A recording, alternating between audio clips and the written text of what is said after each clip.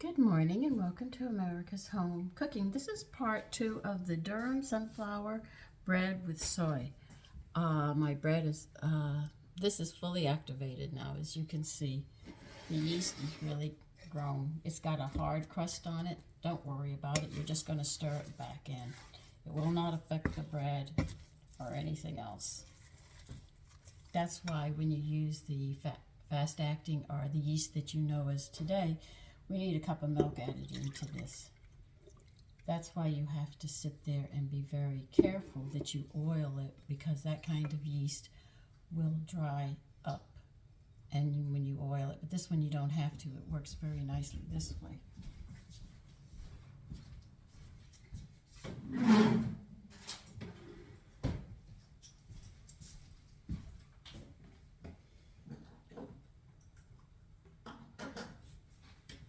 That is the beautiful thing about sourdoughs. Another thing that you should know about sourdoughs, these breads are heavy. They're not light and airy like the ones you're accustomed to. They're going to make you chew. You do have to chew. You need 2 teaspoons of salt in this. That 1 cup of milk we just added.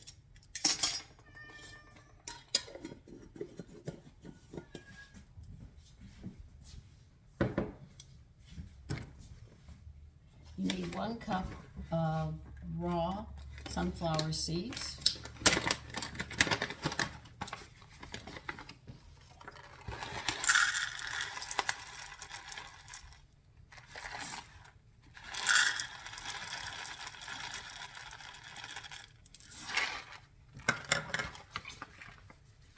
So be aware that when you eat sourdough breads, they're more on the chewy side, they're heavier.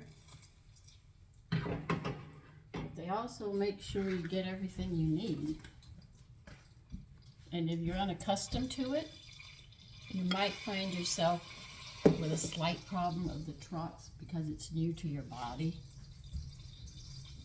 You also need 2 tablespoons of butter melted, and we also need a half a cup of honey.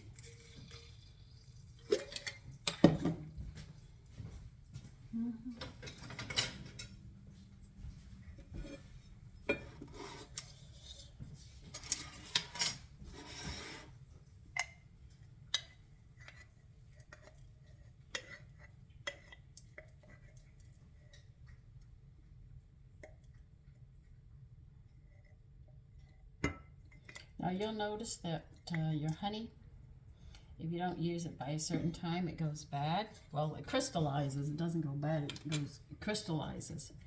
Now you can't get it out of a plastic container, which this one is. We used to get them in glass, and what we do is we would put the glass jar. We can't do it with this because it's plastic.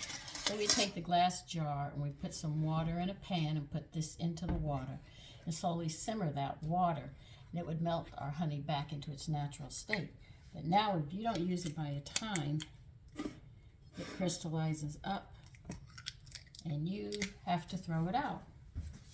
So if you have jars, that's why I use this wide mouth jar to put my honey in. When I'm done getting this bread set, I'm going to take what's honey in here and put it in a pint jar.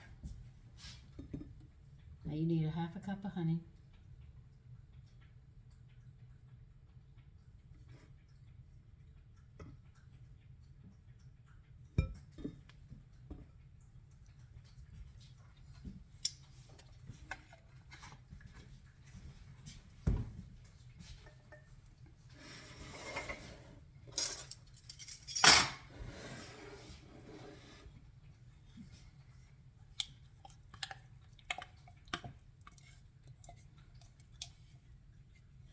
And then that way you don't waste any honey.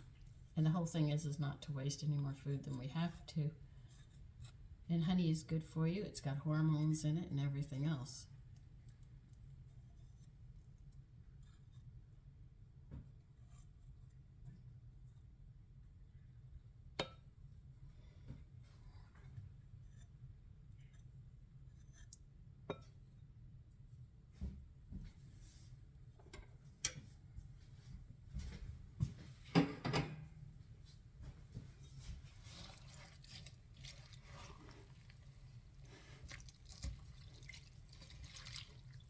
I even take some of my regular bread recipes and I do them up in sourdough. I have to change them a bit. So it's not that you have to say, well, I can't make these breads anymore. You just have to make them a little different, that's all, if you want to make them sourdough. See, there's a lot of creativity in the kitchen. I'm not telling you that you can't do it, or you don't need cookbooks, and you don't need to have the understanding. You need all of that.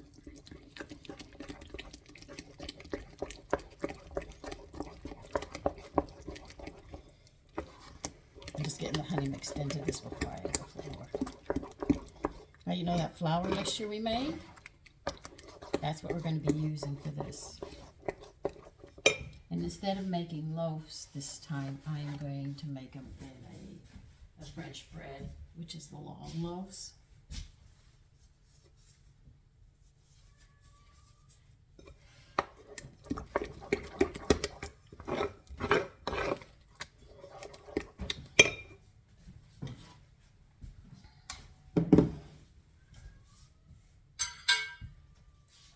Taffy, if you want to talk, your brother's upstairs and I'm in the kitchen.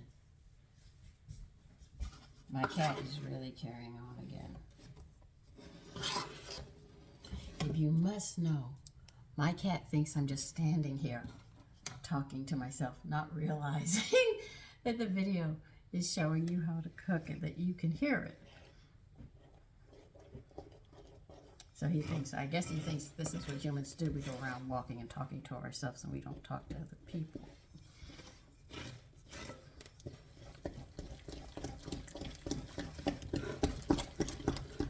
Just stirring it in. That's all I'm doing.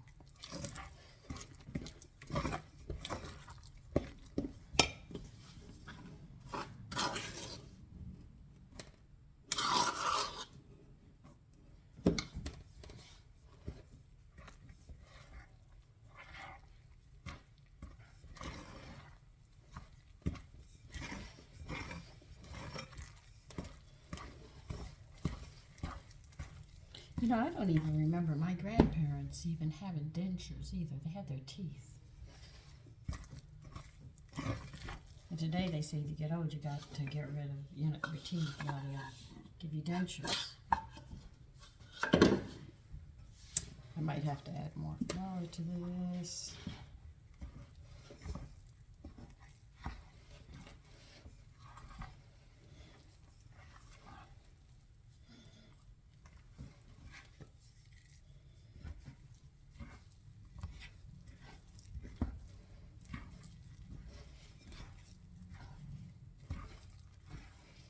Oh yeah, we're going to need more flour than what they said.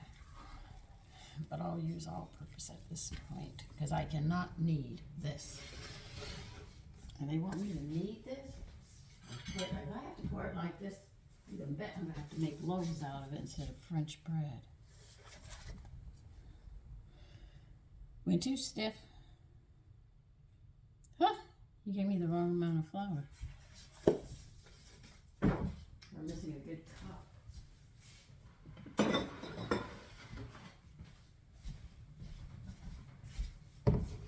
See, this is when you have to know how things are. This is why I show you, though my videos are long, so you can see, wait a minute, this is not kneadable yet. You see that? It's far from it. So it needs more flour. But if you didn't know, you'd put it in the pan like this and say, yeah, I did it, and then wonder why it doesn't work. Sometimes the typists and stuff get very tired and they make typographical errors. It could be a simple number and it throws the whole thing off.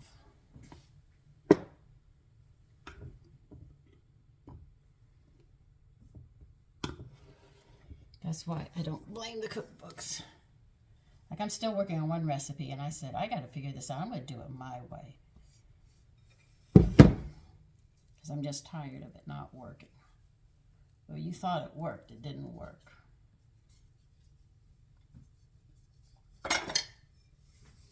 I will make it again.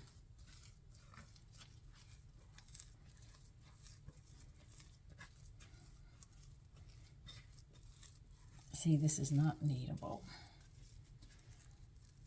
It's got to get to that point to hold its shape.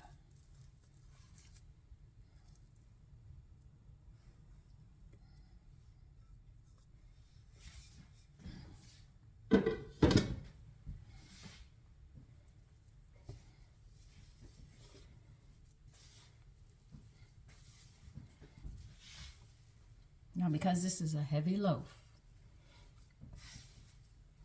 this is going to take longer to rise than the normal time, but we'll just let it rise until it's double, and then we'll take care of it.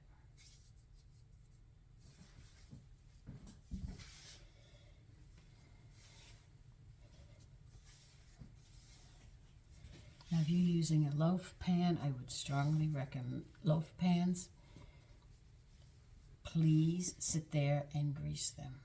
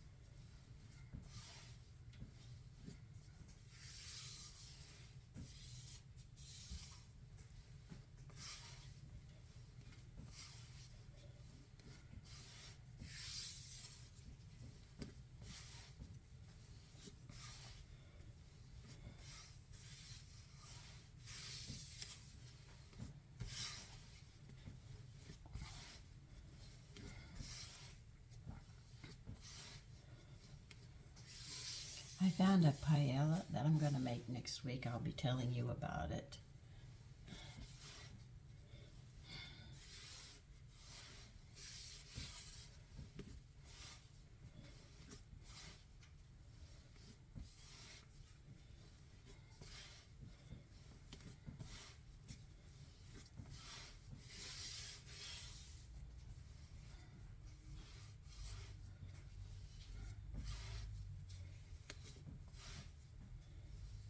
So, why don't you let me know what you thought of that 18th century chicken, fried chicken? Isn't that an interesting one? It's so different from what we do today. Yeah, 1 more cup of flour should be enough. I'm using all purpose.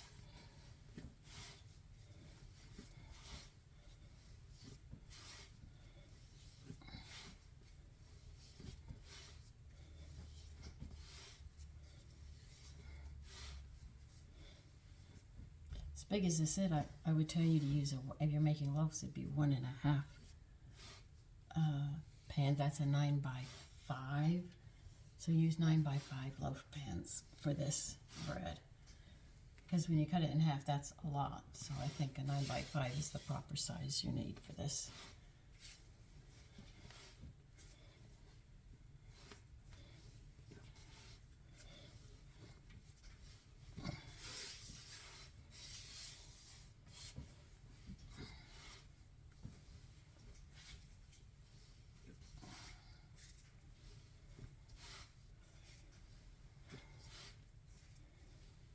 I'm hoping to find the dates that I need so I can make stuffed dates, which I think we would like.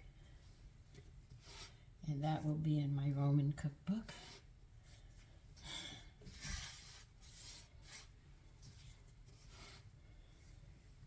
Then I'll check some of those breads of their time, how they did it.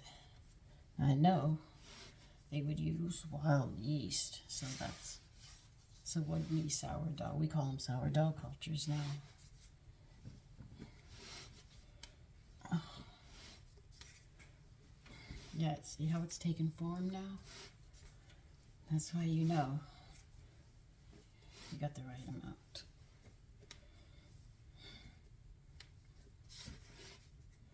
Okay, let's put this to the side right now. I want to work this all in, see what it's like.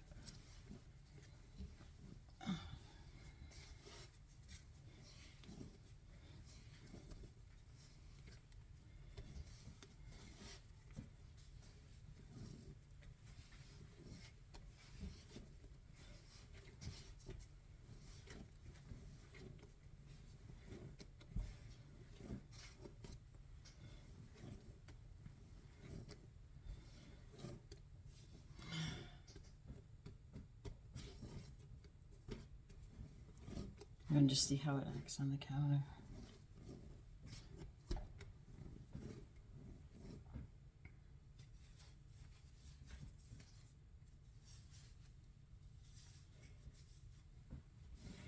Needs a little more.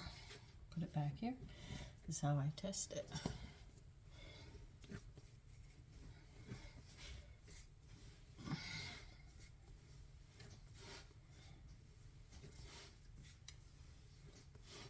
Do you know at one time you had 3 or 4 generations living in a household? That's where you get the matriarch and the patriarch. The matriarch is the oldest man in the house. And when he dies, if his wife's alive, she becomes the matriarch. Just some terminologies and stuff you might not know.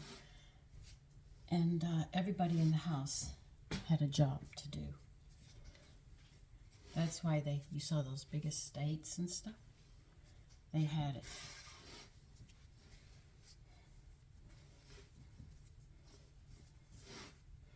They worked as a unit for survival. And if they had a lot of land, they rented it out, and it wasn't so much money they got. They would also, they would give them, let's say, I'll put it in simple terms for today, they'd give them a cow, and that would be payment, But the land would be worked and everything else.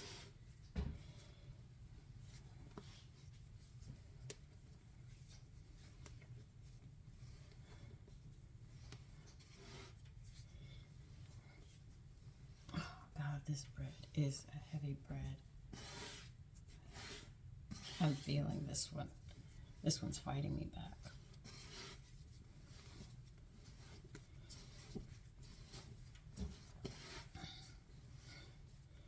So children were never left alone. And the matriarch would watch the children. If they died, that generation died off, they would sit there, and the next generation would take over. The elder son would be the patriot then, and then he would be running it.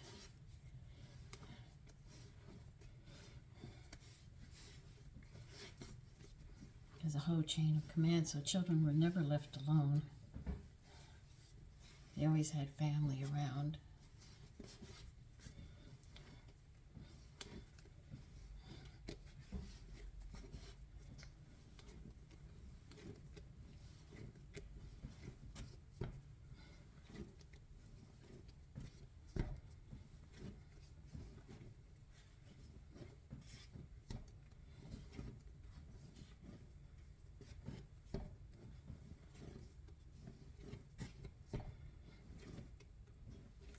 Okay, let me go get my pants.